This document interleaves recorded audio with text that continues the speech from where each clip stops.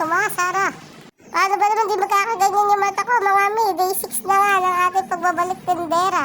Halo-halo nga ang nararamdaman ko dyan. Sobrang sakit din ng aking lalamunan. Pero syempre, matakot tayo sa pera. Hindi tayo titigil magtinda. Chares. Fast forward, mga mi. Nakabili na nga po pala ako dyan ng balot. Dali-dali ko kang nilinis. Dahil alam niyo naman, tanghali na naman ang persona. Sanay na nga ako dyan, mga mi. Maglamas ng itlog. Itlog, mga mi. Balot ha. Baka kung anong nasa isip nyo. At yan, ginagabihan nga mga mi, may kumakain nga dyan ng balot. Shout out sa inyo mga kuya. Fast forward mga mi, kinabukasan na nga ito. Namalengke nga kami ni Mister dito sa Orani. At nga kami nagtingin ng murang bigas. Sinunod nga namin pinuntahan yung bilihan ng karne. Nakita nyo naman ang itsura ng karne dito sa amin. Fresh na fresh. Shout out nga po pala kay kuya na nabilhan namin ng baboy. Thank you po sa padagdag, Chares. At yan nga mga mi, nang makabili na kami ng baboy, naramdaman ko na ang gutom, Chares. Dito nga po pala kami sa authentic at sikat na kainan dito sa bayan ng Orani. Ang Chedeng Palabok. Kano po extra? Isa po. Bakit po siya? Saka po.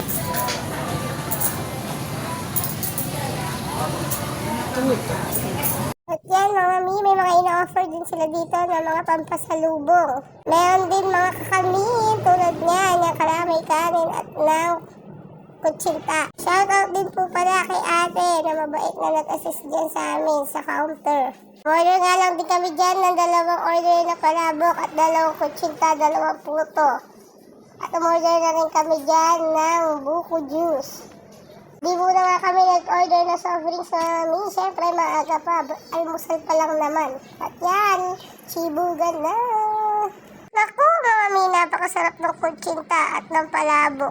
Alam niyo yung ginili na bigas, hindi talagang luto pa nung araw, ganun na ganun. Hindi katulad ngayon na marami nang ang peke. At yan, mami, sa mga sandali na yan is nagbabaybay na nga kami pauwi dito sa amin. Medyo malayo-layo rin kasi.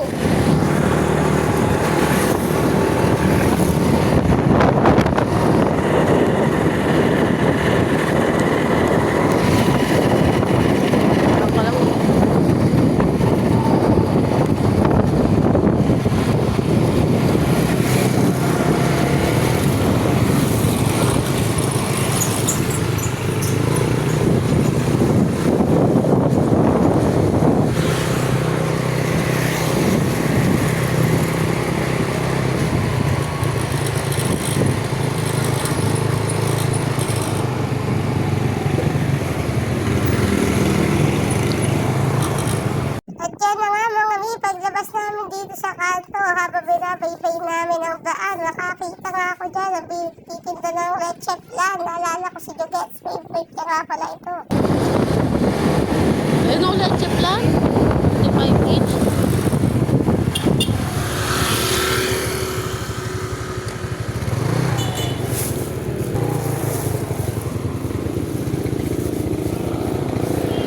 Magkano yung leche flan, Pogi?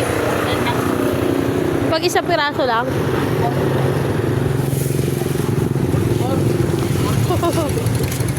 Lalaka mo naman siya, Pogi. Alright, mga mina, dito na nga kami sa aming bahay. Nagluto na nga ako dyan. At yan na nga, mga mi, chibugan na naman. Kami. Kanin. Ano tan? Yan. Nasi. Oh, huwag ka na doon. Kuha ka na nasi.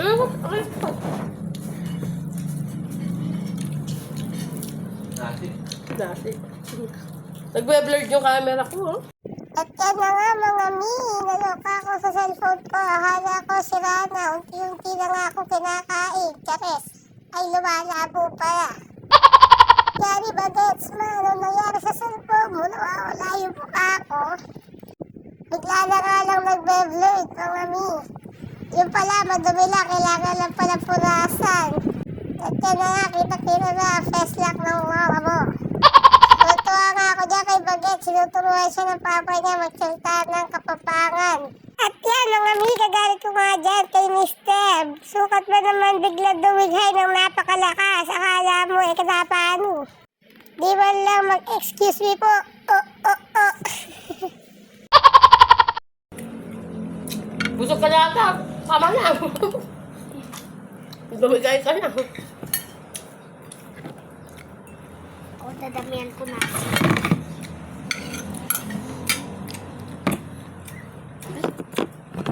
Okay, baka na. Dami na,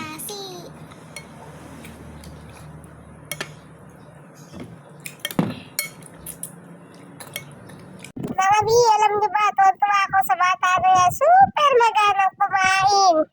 Hindi katulad ng ibang bata, napipilitin mo pa para kumain. Kain tayo mga mi. So paano ba yan? Hanggang dito na lang muna. Follow me for more. Salamat sa panonood. Bye-bye!